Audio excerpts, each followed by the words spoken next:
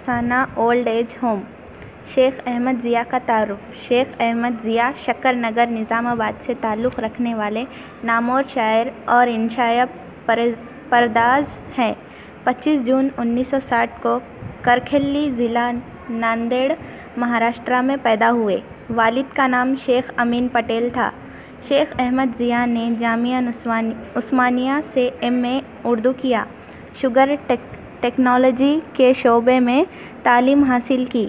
ان دونوں نظام دکن شوگر شکر نگر بودھن میں کوالٹی کنٹرول مینیجر ہیں۔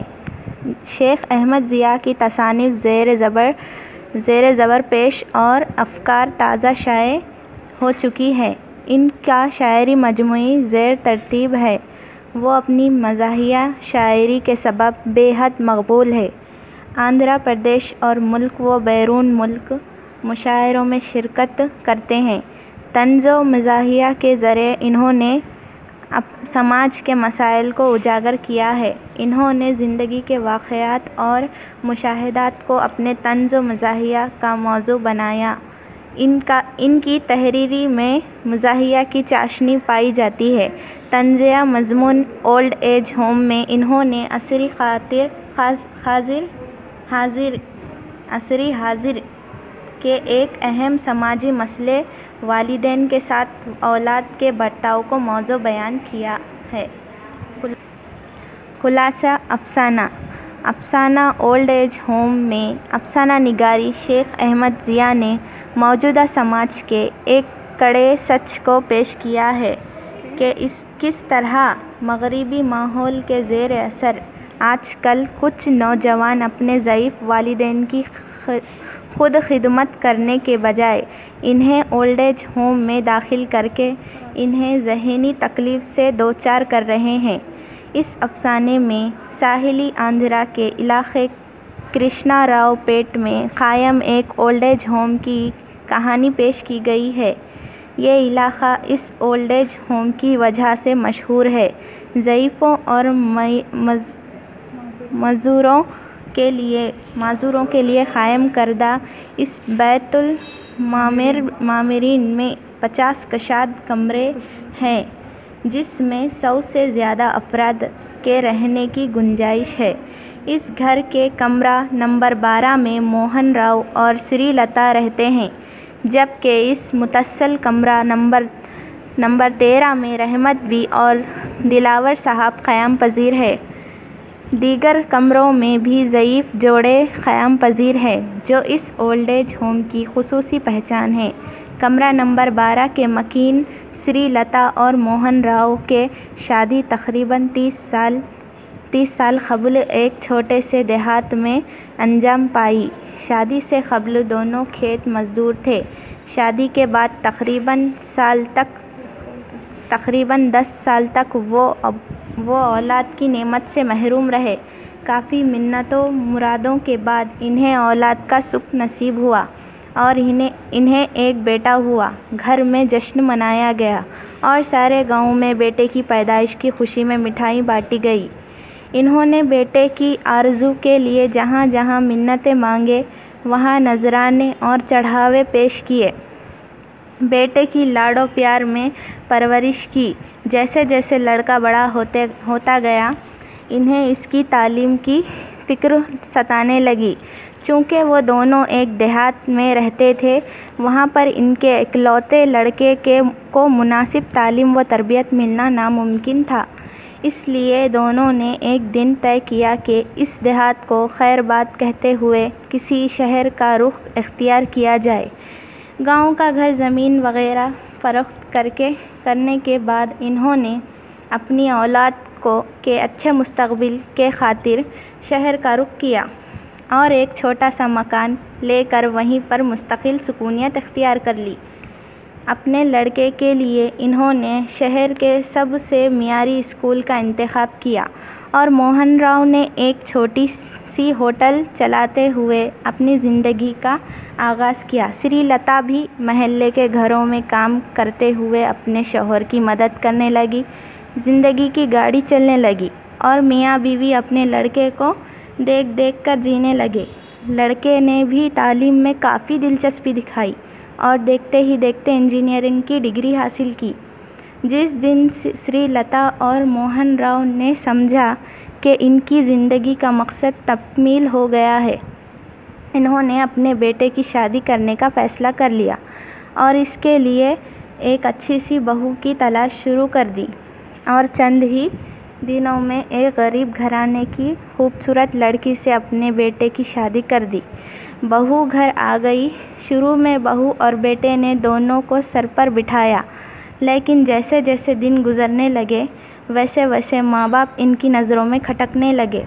بیٹا چھوٹی چھوٹی بات پر ماں باپ کو ٹوکنے لگا اور کبھی کبھی اسے ماں باپ بوجھ لگنے لگے۔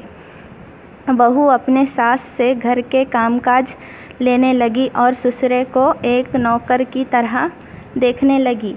شروع میں موہن راؤ اور سری لتا نے ان تمام باتوں کو برداشت کر لیا، لیکن جب پانی سر سے اونچا ہو گیا اور بہو اور بیٹے نے مل کر ایک رات جب انہیں گھر سے باہر سونے پر مجبور کر دیا تو دونوں نے فیصلہ کر لیا کہ اب ان کا یہاں رہنا مناسب نہیں، اور دوسرے دن کا سورج نکلنے سے قبل وہ دونوں کرشنا راؤ پیٹ پہنچ گئے، جہاں پر ایک نوجوان نے ان کے حال پر ترس کھاتے ہوئے اولڈ ایج ہوم میں ان کا قیام انتظام کر دیا، اور اس دن سے وہ دونوں اسی اولڈ ایج ہوم کے کمرہ نمبر 12 میں اپنی موت کے انتظار میں زندگی گزار رہے ہیں۔ انہیں اس اولڈ ایج ہوم میں یوں تو زندگی کی تمام آسائش میسر ہے، لیکن بیٹے سے جدائی کا کرب ان کی زندگی کا المیہ بن چکا ہے۔ یہ تمام باتیں انہوں نے کمرہ نمبر 13 کے مکینوں رحمت بی اور دلاور صاحب کو سنائیں تو رحمت بی اور دلاور صاحب بھی رونے لگے، اور انہوں نے بھی اپنی اس اولڈ ایج ہوم میں اپنی آمد کی داستان سنائی کہ کس طرح ان کے 5 بیٹوں اور بہو نے ان سے غلط برتاؤ کیا اور انہیں گھر سے باہر نکال دیا، جبکہ انہوں نے بھی اپنے بچوں کی اچھے انداز میں پرورش کی تھی اور شادی کے بعد اپنی جائیداد سب میں برابر تقسیم کی تھی۔ انہیں اللہ نے 5 بیٹے تو دیے لیکن کوئی ایک بیٹی نہیں دی، جس کا انہیں احساس تھا کہ کاش ایک بیٹی کا صحیح خیال رکھتی۔ ان کے ناخلف بیٹوں نے شادیوں کے بعد کا یہ حال کر دیا کہ انہیں اس اولڈ ایج ہوم میں پناہ لینی پڑی۔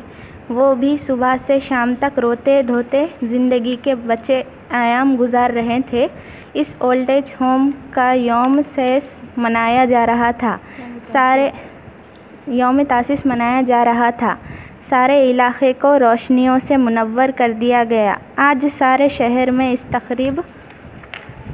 تقریب کے چرچے ہیں۔ ہر طرف شامیانوں کی تنصیب عمل میں لائی جا رہی ہے۔ تمام ضعیف جوڑوں کو نئے ملبوسات سلوائے گئے۔ اولڈ ایج ہوم میں جشن کا سماں ہے۔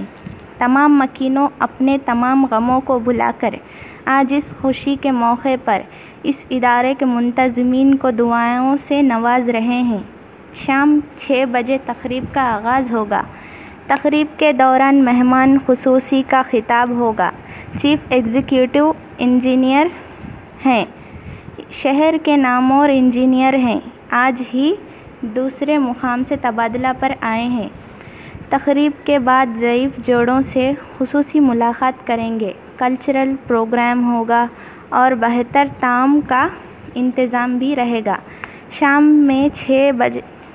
میں ٹھیک 6 بجے مہمان خصوصی تشریف لائے۔ میدان میں کافی بھیڑ تھی اور اسٹیج پر بیٹھے ہوئے لوگ دور سے نظر نہیں آ رہے تھے۔